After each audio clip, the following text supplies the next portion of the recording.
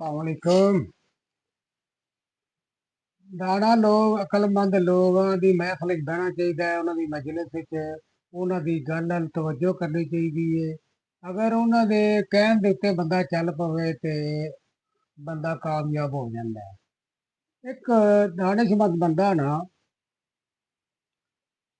एक जगह तो गुजर रहा तो कहता है कि रूढ़ी के उत्ते मुर्गी के बच्चों के नाल बाज का बच्चा भी रूढ़ियां फोलदा है। वो वेख के तो बहुत हैरान होया कि रूढ़ी ते मुर्गी दे कुकड़ी दे बच्चे ਉਹਨਾਂ ਨਾਲ ਬਾਜ਼ ਦਾ ਬੱਚਾ ਵੀ ਰੂੜੀਆਂ ਤੋਂ ਖਾਂਦਾ। ਉਹ ਪਹਿਲੇ ਵੇਖ ਕੇ ਬਹੁਤ ਹੈਰਾਨ ਹੋਇਆ, ਇਹ ਪਰਿੰਦਿਆਂ ਦਾ ਸਰਦਾਰ ਇਹ ਰੂੜੀਆਂ ਫੋਲਦਾ ਪਿਆ। ਉਹ ਗੌਰ ਕਰਦਿਆਂ ਇਹ ਅਜਬ ਇੱਕ ਅਜੀਬ ਉਹਨੇ ਮੰਜ਼ਰ ਵੇਖਿਆ। ਉਹਨੇ ਪਤਾ ਕੀਤਾ, ਜਿਹਦੀ ਉਹ ਮੁਰਗੀ ਸੀ ਉਹਦੇ ਕੋਲ ਜਾ ਪੁੱਛਦਾ ਹੈ, ਇਹ ਕੀ ਵੱਜ ਰਿਹਾ ਸਾਰਾ? ਇਹ ਬਾਜ਼ ਦਾ ਬੱਚਾ ਮੁਰਗੀਆਂ ਦੇ ਬੱਚਿਆਂ ਦੇ ਨਾਲ ਇਹ ਰੂੜੀਆਂ ਫੋਲਣ ਲੱਗੇ ਆ। ਉਹ ਮੁਰਗੀ ਦਾ ਜਿਹੜਾ ਮਾਲਕ ਹੈ ਨਾ ਉਹ ਆਂਦਾ ਮੈਨੂੰ ਇੱਕ ਬਾਹਰੋਂ ਨਾ ਆਂਡਾ ਮਿਲਿਆ ਸੀ, ਉਹ ਮੈਂ ਲਿਆ ਕੇ ਮੁਰਗੀ ਥੱਲੇ ਰੱਖ ਦਿੱਤਾ ਹੈ। ਅੱਲਾ ਜਾਣੇ ਕਿਹਦਾ ਇਹ ਆਂਡਾ ਸੀ ਤੇ ਮੈਂ ਤੇ ਵੈਸੇ ਹੀ ਸ਼ੌਕੀਆ ਰੱਖ ਦਿੱਤਾ ਹੈ। ਅੱਛਾ ਉਹ ਇਹ ਬਾਜ਼ ਦਾ ਬੱਚਾ ਹੈ? ਉਹਨੇ ਆਖਿਆ ਇਹ ਤੇ ਬਾਜ਼ ਹੈ। ਖੈਰ ਉਸ ਬੱਚਾ ਉਹ ਦਾਨਿਸ਼ਮੰਦ ਨੇ ਫੜਿਆ ਤੇ ਇੱਕ ਪਹਾੜੀ ਦੀ ਬੁਲੰਦੀ ਤੇ ਲੈ ਗਿਆ। ਉੱਥੇ ਜਾ ਕੇ ਤੇ ਉਹਨੂੰ ਉਸ ਨਾਲ ਬੁਲੰਦੀ ਤੇ ਤੂੰ ਥੱਲੇ ਉਹਨੂੰ ਸੁੱਟਿਆ। जेले थले सुटिया ਉਹਨੂੰ ਤੇ ਬਾਅਦ ਪਹਿਲੇ ਤੇ ਘਬਰਾਇਆ ਕਿ ਉਹਨੂੰ ਪਤਾ ਨਹੀਂ ਸੀ ਮੇਰੇ ਅੰਦਰ ਕੀ ਗੋਹਰ ਨੇ, ਮੇਰੇ ਅੰਦਰ ਕਿਹੜੀ ਇਹ ਜਿਹੜੀ ਇਹ ਚੀਜ਼ ਦੇ ਅੰਦਰ ਤੇ ਜਿਹੜੀ ਉਹਨੂੰ ਉਹ ਮੁਰਗੀਆਂ ਦੇ ਬੱਚਿਆਂ ਦੇ ਨਾਲ ਰਹਿ ਕੇ ਉਹ ਜਿਹੜੀ ਮਜਲਿਸ ਸੀ ਤੇ ਤੁਹਮਤ ਸੀ।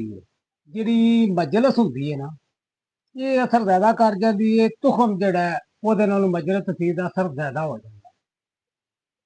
ਇਸ ਵਾਸਤੇ ਇਹ ਵਕਤ ਦੇ ਵਿੱਚ ਉਹ ਜਿਸਨੇ ਸੁੱਟਿਆ ਨਾ ਥੱਲੇ ਤੇ ਪਰ ਪਹਿਲਾਂ ਬਾਅਦ ਬੜਾ ਘਬਰਾਇਆ ਕਿ ਇਹ ਮੇਰੇ ਨਾਲ ਕੀ ਹੋਣ ਲੱਗਾ ਹੈ, ਇਹ ਬਹੁਤ ਵੱਡੀ ਇਹ ਜ਼ਿਆਦਤੀ ਹੋਣ ਲੱਗੀ ਹੈ ਕਿ ਮੈਨੂੰ ਇੰਜ ਮਾਰਨ ਲੱਗਣ ਥੱਲੇ ਸੁੱਟ ਕੇ।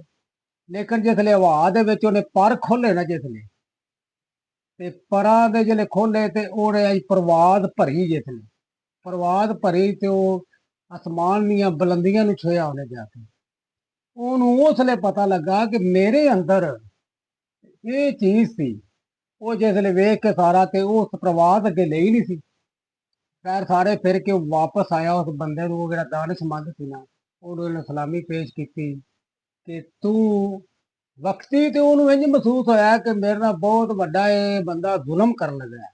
ਲੇਕਿਨ ਉਹਨੂੰ ਅਸਲੀਅਤ ਦੱਸਣ ਲੱਗਾ ਸੀ ਕਿ ਤੂੰ ਐ ਵੇ ਕੋਈ ਵੀ ਅੱਛਾ ਬੰਦਾ ਦਾਨਿਸ਼ਮੰਦ ਵੱਡੇ ਲੋਕ ਕੋਈ ਗੱਲ ਆਖਣ ਉਹਨਾਂ ਦੀ ਗੱਲ ਵਕਤੀ ਤੁਹਾਨੂੰ ਬਹੁਤ ਅੱਛੀ ਨਾ ਵੀ ਲੱਗੇ, ਲੇਕਿਨ ਉਹ ਤੁਹਾਨੂੰ ਉਹ ਮੁਸ਼ਕਲ ਪੈਂਡੇ ਦੇ ਵਿੱਚ ਪਾ ਰਹੇ ਹੋਣ, ਤੁਸੀਂ ਸਮਝੋ ਵਕਤੀ ਕਿ ਸਾਡੇ ਨਾਲ ਜ਼ਿਆਦਤੀ ਹੋ ਰਹੀ ਹੈ, ਲੇਕਿਨ ਉਹ ਦਾਨਿਸ਼ਮੰਦ ਤੁਹਾਡੇ ਆਉਣ ਵਾਲੇ ਵਕਤ ਵਾਸਤੇ ਤੁਹਾਡੀ ਮੰਜ਼ਿਲ ਦੀ ਆਸਾਨੀ ਵਾਸਤੇ ਅਗਰ ਤੁਸੀਂ ਬੁਲੰਦੀਆਂ ਨੂੰ ਛੂਹਣਾ ਚਾਹੁੰਦੇ ਹੋ ਇਹਨਾਂ ਅਕਲਮੰਦਾਂ ਦੀ ਗੱਲ ਦੇ ਉੱਤੇ ਗੌਰ ਕਰਕੇ ਇਹਨਾਂ ਤੇ ਚੱਲਣਾ ਚਾਹੀਦਾ ਹੈ, ਨਾ ਕਿ ਨੀਚੀਆਂ ਦੇ ਨਾਲ ਰਹਿ ਕੇ ਤੇ ਜਿਹੜੀ ਇਹਨਾਂ ਜਿਹੜੇ ਨਸਲੇ ਲੋਕ ਹੁੰਦੇ ਨੇ ਉਹਨਾਂ ਨਾਲ ਰਹਿ ਕੇ ਤੇ ਬੰਦਾ ਬੁਲੰਦੀਆਂ ਨਹੀਂ ਛੂ ਸਕਦਾ।